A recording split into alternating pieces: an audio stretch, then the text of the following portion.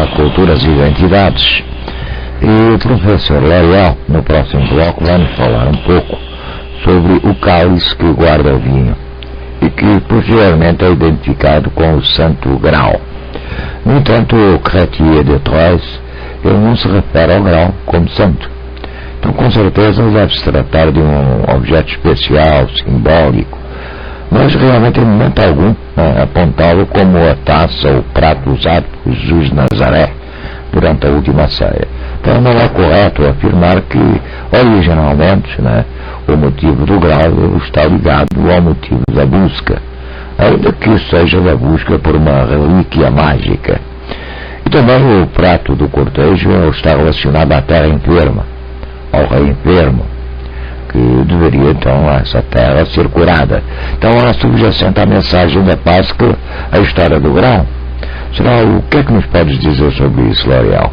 Foi feito um trabalho onde se descobriu que a pintura da igreja da Nossa Senhora da Praia, na Bahia, também, ela possui uma mensagem escondida, onde a Imaculada Conceição de Maria é vista diretamente relacionada com a Agnus Dei e o Apocalipse.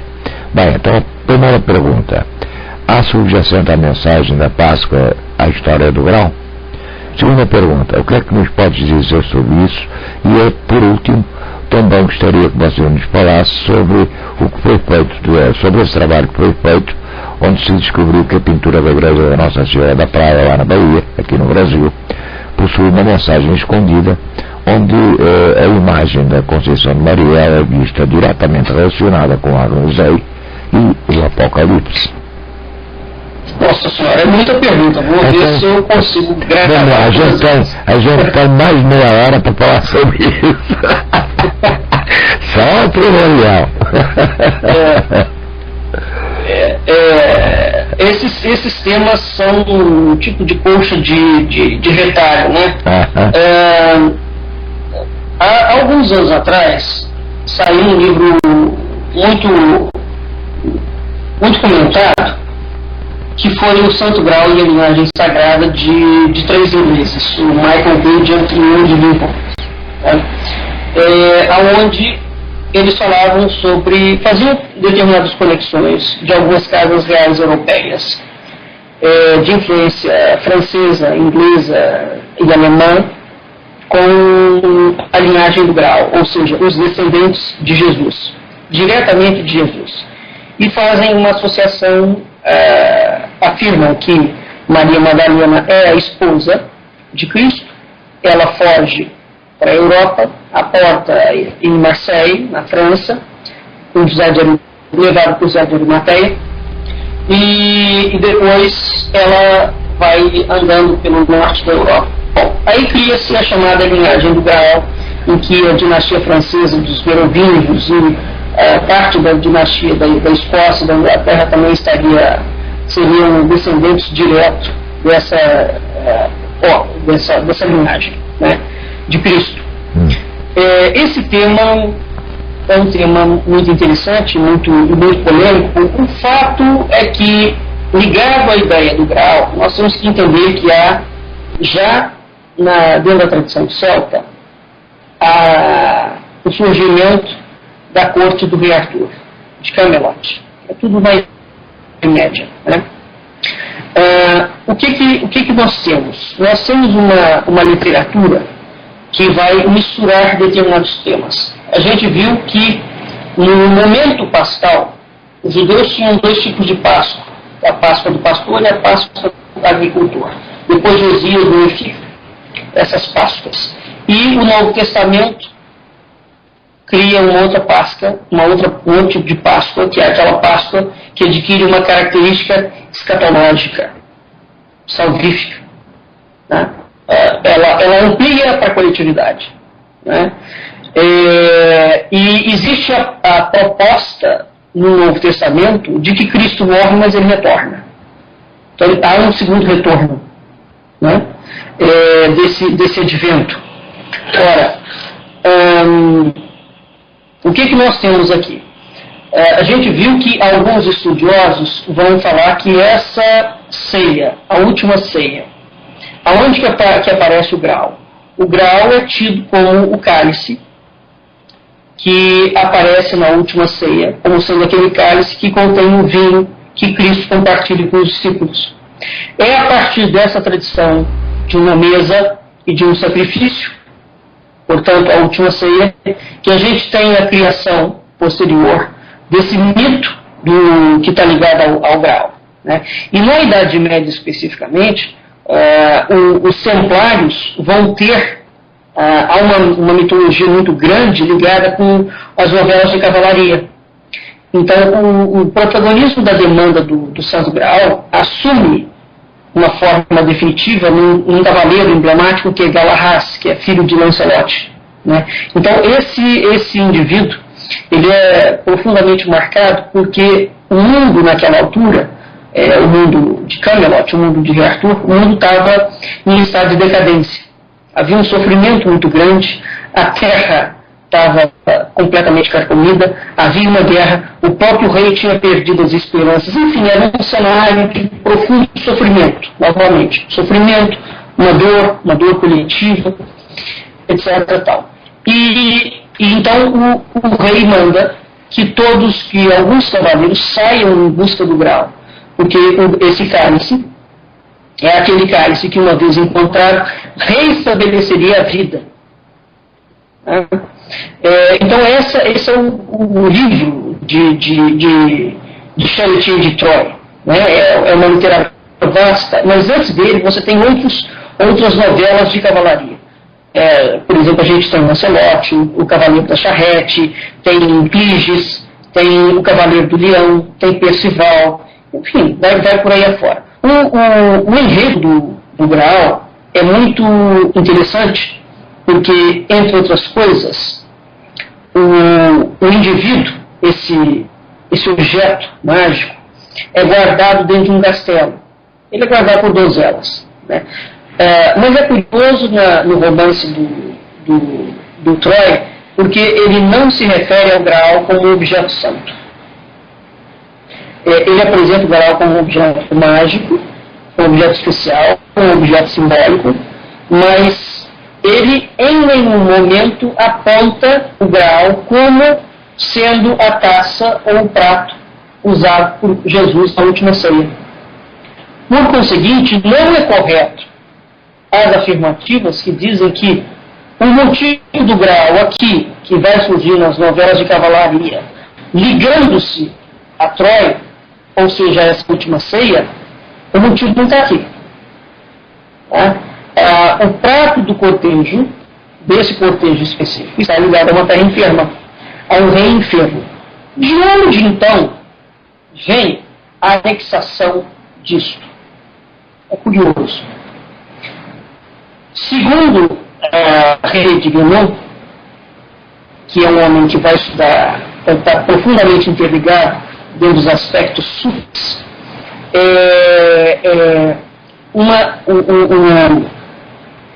o Graal é uma taça que é forjada a partir da queda de uma esmeralda que cai da testa de Lúcifer, que é um dos anjos caídos. Uma das continuações, então voltando, uma das continuações do romance do Graal, que é intitulado História do Santo Graal, é que vai apontar esse objeto como prato, no qual Jesus de Nazaré come o cordeiro da Páscoa. É o prato, não é o cálice, antes da sua prisão pela guarda romana. Tá? Mas no romance de Troia ele não aparece. É uma das continuações do romance do Graal. Então nós temos assim, vertentes distintas dessa conjugação, ou dessa anexação do símbolo da Páscoa, no caso de Jesus, né, que ele tá comendo e ele está bebendo. Ele reparte o pão e ele tem o vinho.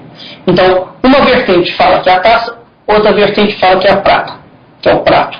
Seja como for, né, ambas as vertentes são anexadas posteriormente na Idade Média. E na Idade Média, aquela figura da Páscoa, e é isso que é muito importante e que não é, de forma nenhuma, considerado nos textos que analisam a história dos romances do Graal. O Graal, essa identificação, do prato com a figura de Jesus que come o cordeiro da Páscoa, cria a identificação desse símbolo como uma identificação pascal. Portanto, ela é escatológica. Certo? E, claro, nós temos uma extrapolação desse vocábulo para o sangue sangral, ou sangue real, no sentido de realeza. Né? Então, o romance do Graal, ele vai depois ser anexado, é um tipo de simbologia do sangue, em que ele vai adquirir outros inúmeros elementos. Né? Na história do Graal, o Percival de Troia é doutrinado pela imagem do Cristo flagelado. Ora, essa figura do Cristo flagelado é que a gente não liga uma coisa com a outra. É a figura que aparece depois da última ceia. Então, esse fluido que sai do corpo dele, fluido sanguíneo, é um tipo de símbolo do êxtase e da adoração mística. Você sofre e depois do sofrimento é que advém, de novo, a perspectiva do alcance da felicidade. Né? Então, é interessante, porque quando o Eschenbach compõe o Percival, no século XIII, o cavaleiro Percival, que é uma variação germânica, é um tipo de indivíduo inocente, uma espécie de Messias. Então, dentro desses contos do Graal, nós temos sempre a ideia de um Messias que salva o mundo. Tá? No âmbito europeu, essas obras têm uma importância histórica muito grande. Por quê? Porque elas vão estar diretamente ligadas na construção da mitologia templária. E é aqui que eu queria chegar. Existem historiadores em Portugal que falam que o tipo de literatura mais divulgada em Portugal medieval foi a literatura do ciclo do Graal. Foi a literatura da cavalaria. E o que vai acontecer em relação a isso? E há essa mitologia crística que é veiculada na literatura de cavalaria do Graal, é uma mitologia crística apócrifa, mas que a ordem do templo abraça. O principal cenário de enredo disso é uma colina, que é o Monte Salvá, onde você tem uma fraternidade, que são os cavaleiros do Santo Graal, os templários, né, que guardam nos subterrâneos do Templo de Salomão um cálice dotado de propriedades mágicas que teria pertencido a Jesus de Nazaré. Então é interessante destacar que a utilização dessa planta de Eschenbach, ela não apresenta um Graal como um cálice ou como um prato. Essa versão é René Guénon que traz. Então, a gente vai ter aqui uma junção, e o que pesa aqui em René Guénon?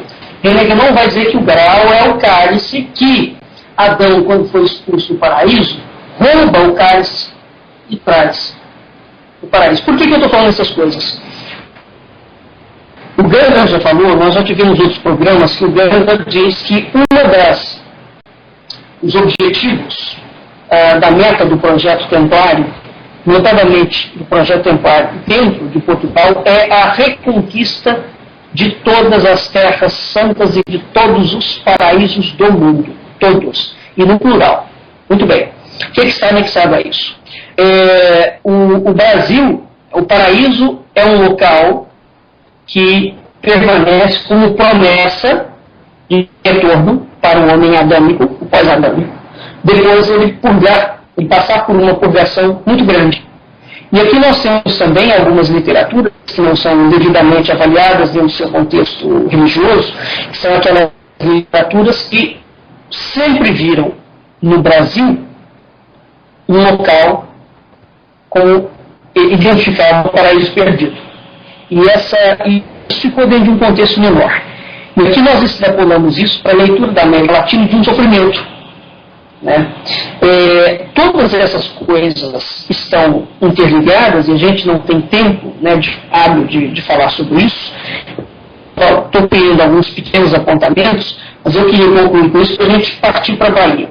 O que vai acontecer? A linhagem real portuguesa está diretamente ligada a essa tradição arturiana. Né? Então, esse ciclo que é do ciclo das matérias da Bretanha, chega na Península Ibérica, ele ganha importância primordial dentro da mão dos Templários. E na corte de Afonso X, o Sábio, que é um rei castelhano, ele coloca essa corte como pertencendo a essa linhagem real. E depois, os portugueses, a dinastia de Avis, se apropria desse discurso. Então, Portugal cria a sua própria demanda do Santo Padre. Portugal cria, né? Até o Ganga apresenta um mapa de genealogia ligado ao João IV, em que ele diz-se descendente direto da casa real de Davi. Então, tanto a nobreza castelhana quanto a nobreza portuguesa se dizem descendentes e se legitimam descendentes diretos, legitimam seu poder político, econômico, por conta dessa descendência dos patriarcas bíblicos. Portanto, esses assuntos, que aparentemente podem ser assuntos míticos, né, que os historiadores tradicionais não gostam de lidar, eles são assuntos que estão diretamente interligados com essa situação, porque fazia parte do projeto templário a criação de um novo céu, de uma nova terra, o projeto da descida da Jerusalém Celeste, todos esses temas, né? E a ideia de que você tem uma figura fulcral no processo da reconquista do paraíso. Que figura é essa? É Nossa Senhora. Porque quando os homens são... Aqui a gente já começa a entrar na Bahia. Quando os homens, quando Adão e Eva são expulsos do paraíso, Maria é aquela que é concebida sem pecado. Né? E é a única que consegue interceder junto a Deus, pelos homens, exatamente porque não tem pecado sobre ela. Por conseguinte, o drama acontecido no primeiro paraíso, que é o drama do pecado original, resolve-se na mensagem central de Maria. Porque é Maria que faz a intermediação entre os homens e Deus. E é na figura corpórea de Maria que os homens serão salvos. Eu estou abrindo esse paralelo para nós nos lembrarmos que desde o início da nacionalidade portuguesa, Portugal cultua Maria como Theotokos dentro do mito da Imaculada. Ora, somente no século XIX, o mito da Imaculada Conceição de Maria vai ser aceito pelo Vaticano. Entretanto, antes disso, 800 anos de culto Portugal tem sobre a devoção de Nossa Senhora. 800 anos de culto. Então, é muito interessante a gente colocar isso na linha do tempo, porque Portugal, efetivamente, vem a ser o primeiro Estado, o primeiro país, dentro do contexto europeu, a cultivar oficialmente a Imaculada Conceição de Maria, com todas as implicações heréticas, naquela altura heréticas, que isso significava. Para apimentar um pouco mais essa questão, nós temos a ideia do culto do Divino Espírito Santo. Porque na versão católica oficial, a versão romana, a figura há a promessa de uma segunda vinda de Cristo. Mas na versão do Império do Paracleto, que é um culto eminentemente luzíada e que não tem nenhuma relação com o dogma romano, nenhuma. O culto do Divino Espírito Santo é português. Né? Através de Joaquim de Fiore, nós temos a entronização ou a substituição do personagem de Cristo pelo personagem do Espírito Santo. O Espírito Santo é exatamente aquele que conversa com Maria e aquele que aparecerá daqui a algum tempo no Pentecostes. Né? Mas, por outro lado, então, todas essas cenas, todas essas imagens e todos esses símbolos, eles estão, sim, profundamente interligados. A ideia de tudo isso na ideia do bojo, entre outras coisas, do processo do Paracleto, nós temos também a figura de um Messias. Dentro da tradição portuguesa, será Dom Sebastião, desejado, é o retorno, é o rei que retorna depois de uma suposta morte, mas ele fica adormecido na ilha. Num contexto das matérias da Bretanha, nós temos Arthur, o rei que é ferido pelo próprio filho, e ele vai e espera em Avalon até o momento do seu retorno. Né? Nós temos a segunda figura de Cristo, que também morre, é flagelado, morre depois de um sofrimento, ressuscita, e há a promessa do retorno dele. Né? Antecedendo tudo isso, ou no meio de tudo isso, nós temos sempre a imagem do Agnus Dei, do Cordeiro de Deus, que salva o pecado do mundo. E o Cordeiro fica ali. Então o Cordeiro aparece no paraíso original, ele está lá. Depois ele aparece no Antigo Testamento. Depois ele aparece no Novo Testamento. E ele aparece no Apocalipse. Dentro do processo da antevisão da descida da Jerusalém Celeste. Aí nós temos que nos lembrar que Dom João V, como o Ganda já lembrou algumas vezes, concebe o Palácio de Mafra como uma réplica da Jerusalém Celeste. Jerusalém está descendo do céu. Né? Quando ela tocar o plano terrestre, então nós temos o advento do Apocalipse. E o Apocalipse é aqui aquela antevéspera ou a antemanhã que prepara, ou que anuncia o retorno para o paraíso. Todos esses símbolos estão conectados. Né? Que efetivamente não dá para a gente, assim, de chofre, né, falar rapidamente sobre eles em 20 minutos. Bom, vamos passar aqui a Bahia. O que está acontecendo agora? Durante muito tempo, primeiro que os historiadores nunca analisaram a história cristã, ou num determinado momento começaram a analisar a história religiosa dentro do viés materialista, marxista, o que é uma incongruência, porque se eu estou falando de símbolos religiosos, eles têm que ser analisados sob uma perspectiva religiosa. Né? O que acontece com Maria? Maria, como o filho, ela não morre, ela é alçada aos céus. Então você tem a chamada apoteose da Imaculada. Ela é imaculada e ela, não morre, é levada, ascende aos céus pelos anjos. A ascensão é em agosto. Né? Por que os estudos de Mônica Faria Menezes,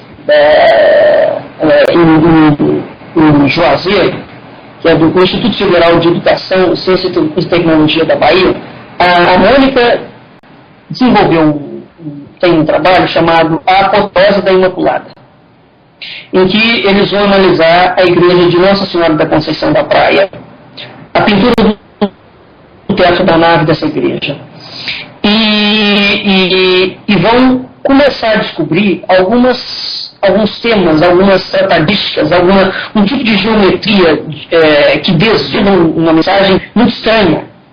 E essa mensagem está diretamente associada à Assunção da Virgem, ao Apocalipse e ao Cordeiro.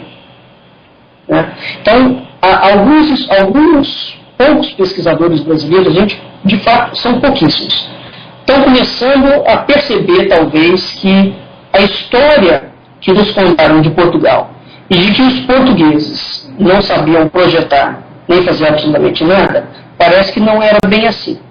Um dos mistérios inerentes a isso é o barroco. Por exemplo, o barroco, dentro da técnica, não só do barroco do contexto alemão, embora o barroco português não tenha relação com o barroco alemão, o barroco português é diferente do seu congênere europeu, o barroco entre outras coisas, ele tem uma simbologia de apocalíptica e ele tem uma simbologia ligada ao retorno do paraíso. E profundamente ligado à Virgem. Então é interessante que até dentro dessa linguagem, veja, o estilo que predomina né? O Brasil é barroco. É o estilo que a gente tem e que ficou muito resguardado na Bahia e Minas. No Rio a gente tem talvez alguns poucos exemplares, mas muito poucos. Mas bastante. A herança barroca que nós temos é muito forte. Então essa herança simbólica é uma herança que tem muito que falar sobre ela. E tem muito para conversar, a se discutir sobre isso. Ora, voltando então, o culto da Imaculada Conceição de Maria, ele se torna objeto de veneração e de aceitação pela Igreja Católica no século XIX.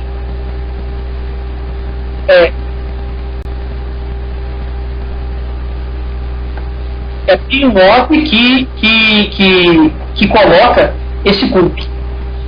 Vai acontecer uma situação muito curiosa, porque o Brasil, segundo Pio XII, o Brasil nasceu à sombra da cruz, organizou-se, cresceu, prosperou, amparado sempre pela Mãe Santíssima, venerada e invocada sobre numerosos títulos. Então, o Brasil nasce sobre um símbolo de um cristianismo, né? A cruz é o símbolo que o Cordeiro carrega, que o Agnus Dei carrega. Então aqui a gente tem uma figuração da cruz enquanto Cordeiro, da cruz enquanto Cristo. E a gente tem também o desenvolvimento do Brasil e a devoção do Brasil à Imaculada Conceição. Isso sem contar que o nome do Brasil chama-se Terra de Santa Cruz. Então essa imagem da figura de Nossa Senhora da Conceição, o culto de Nossa Senhora da Conceição, o culto à Virgem, chega logo com os portugueses. E a Bahia vai ter muitas Nossas Senhoras. O que eles descobriram? Existe uma igreja chamada Nossa Senhora da Conceição da Praia, na Bahia, que ela é datada do século XVIII, de 1700. Alguém sabe efetivamente quem ele foi. A história dele é complexa e os dados são muito enigmáticos. Não se sabe se ele é brasileiro, se ele é português, mas foi um artista muito profícuo. Sabe-se que ele foi a Portugal e quando ele volta já um pintor bastante robusto. Muito bem. Ele pinta, é atribuído a ele a pintura do forro da nave.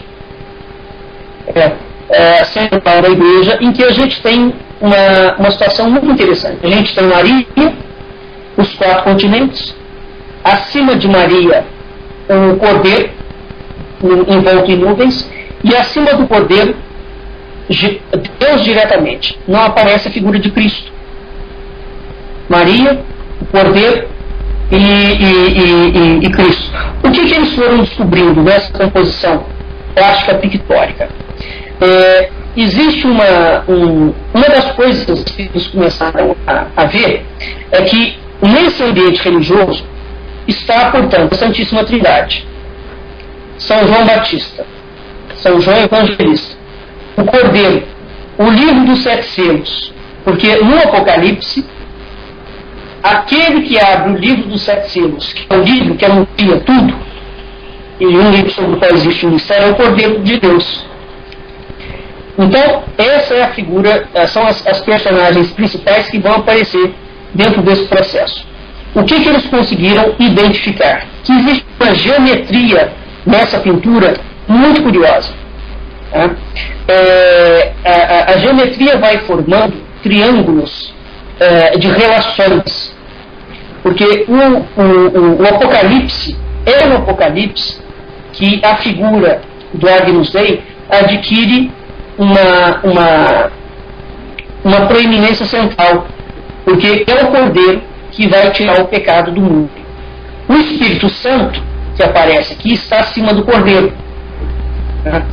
Então a gente tem todas essas figuras no Antigo Testamento. Deixa eu pegar a imagem aqui. O que vai acontecer? A leitura gráfica que eles descobriram nos painéis é o seguinte: aparecem vários estudos de triangulações. Existem trilogias. Na primeira trilogia, a gente tem os 4 continentes.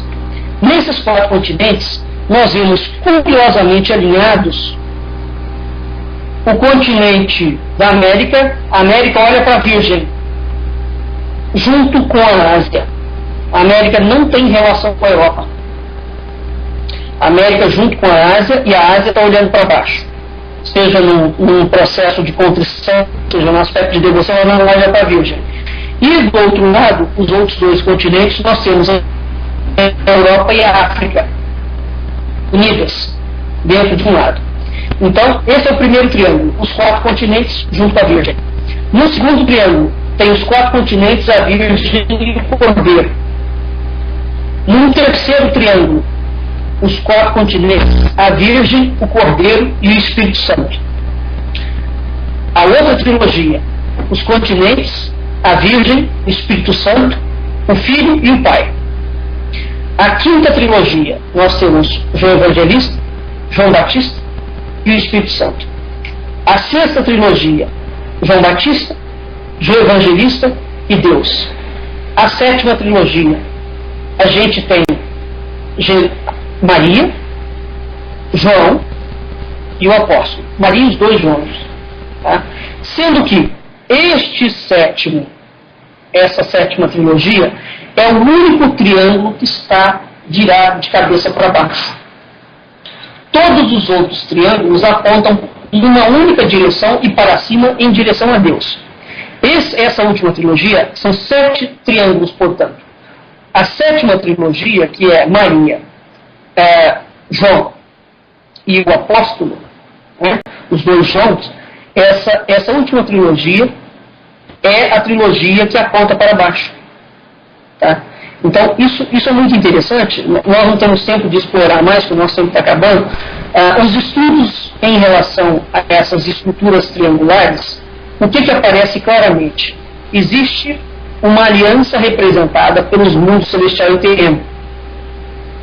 Né? E essa aliança toda, simbolicamente, tem como ícone a figura de Maria. Maria como aquela que possibilita a reconciliação de todos os mundos, a configuração ou a reconfiguração de uma aliança sagrada entre Deus e os homens, né? E dentro desse processo, esse processo é totalmente intermediado, facultado ou levado a cabo sob os auspícios não só do Cordeiro, mas bem como do Espírito Santo. Então, simbolicamente, o que nós temos? Nós temos a ideia do Apocalipse, né, e a recuperação do sentido do paraíso. Como está o Cordeiro e o Espírito Santo e Maria? Como está todo mundo junto, deduz-se, isso não está presente no trabalho, sou eu que estou colocando, deduz-se por toda essa simbologia que já aconteceu aquele momento no Apocalipse da descida da Jerusalém. A Jerusalém Celeste já desceu. Maria já salvou os homens do pecado do mundo, né? Porque tudo converge para ela. E a partir dessa conversão, o céu se abre e a terra se fez. Então é interessante porque a leitura dessa cena, que parece que se trata do julgamento final, parece, porque o livro do Cordeiro ainda está selado. O Cordeiro está sobre o livro, né? Mas existe a anunciação de que é ele que vai tirar os pecados do mundo. Né? Tem um detalhe também muito interessante, que não nos dá tempo também de fazer uma menção da América Latina. A Virgem, nessa imagem da igreja de Conceição, ela aparece coroada com uma coroa de 12 estrelas. Essa figura da coroa de 12 estrelas é aquela figura exatamente que vence o demônio e que aparece diretamente anexada à América Latina. Então, é muito curioso essa ideia de Maria erguida aos céus. Está falando aparentemente da Assunção de Maria, mas ao mesmo tempo essa Maria que ascende, além dela ser a Imaculada Conceição, ela é identificada a Virgem do Ó, a mulher do Apocalipse, aquela mulher que pisa sobre o dragão e que está coroada com 12 estrelas. Tá? Então, enfim, no bojo dessa discussão também como um todo, estou encerrando aqui, nós temos essa Maria que está no centro da obra. Então, a narrativa iconográfica do pintor utiliza, e sobretudo pelas triangulações, né, ele vai criando 7 triângulos, isso só na análise do forro central, do teto central, sem as outras análises que foram feitas. Então, essa cenografia indica que a presença de Nossa Senhora na pintura não é uma presença menor, muito pelo contrário, ela é central dentro desse processo. E a figura de Maria, repito, torna-se central porque de todo o processo de sofrimento do mundo, este sofrimento só cessa não é quando Cristo aparece, quando Maria intercede. Então, há a anunciação e a vinda de um Messias, depois de um sofrimento, existe a promessa da vinda do Messias, mas quem fará esta conversão dos pecados do mundo, quem tira os pecados, quem vai intermediar é Maria, quem vai tirar é o Cordeiro. Né? E para fazer esse processo cultura acontecer, segundo a teoria trinitária de Joaquim de Fiore, o Espírito Santo tem que descer sobre a face da Terra. Então, isso tudo está interligado. Né? A hora que os pesquisadores brasileiros começarem a estudar em profundidade as mensagens escatológicas, religiosas, que Portugal deixou para o Brasil, certamente nós vamos começar a ter um entendimento muito diferente, primeiro, do que foi esse plano, esse projeto que estava previsto dentro do projeto Aquário, que os jesuítas, de certa forma, continuam, e que a coroa portuguesa também continua, e, sobretudo, envolvido nesse cenário como um todo, essa destinação que está hoje muito mais explicada, que vai sempre caber às Américas, como um novo mundo. Porque o novo mundo é exatamente aquela perspectiva cristã que surge depois que o primeiro mundo acabou. Então, termino o nosso programa refazendo aquela pergunta. Por que o Vaticano coloca sobre as costas da América Latina o processo de punição e de salvação dos pecados? De que pecado nós estamos falando? Da América Latina tem que sofrer para salvar quem? Qual é a parte do mundo que está sendo salva? Bem, estamos chegando ao final então de mais um programa Culturas e Identidades, como sempre aprendendo bastante. O próximo programa nós iremos abordar então o tema O Brasil antes dos brasileiros. Nós sabemos que a história realmente é um conjunto de mentiras sobre as quais se chegou a um acordo. E este programa eu tenho a finalidade, né, de nos trazer releituras e sobretudo outros pontos de vista sobre a nossa história comum. Tenham todos uma ótima noite, um ótimo domingo de Páscoa e até o próximo programa Culturas e Identidades. Sempre lembrando que o e-mail de contacto dos professores é culturas e identidades, tudo junto, @gmail.com. Boa noite, professor, e mais uma vez, muito obrigado pela sua colaboração. Boa noite, Felipe. Boa noite, ouvintes da Rádio Cultura Online, e até a semana que vem.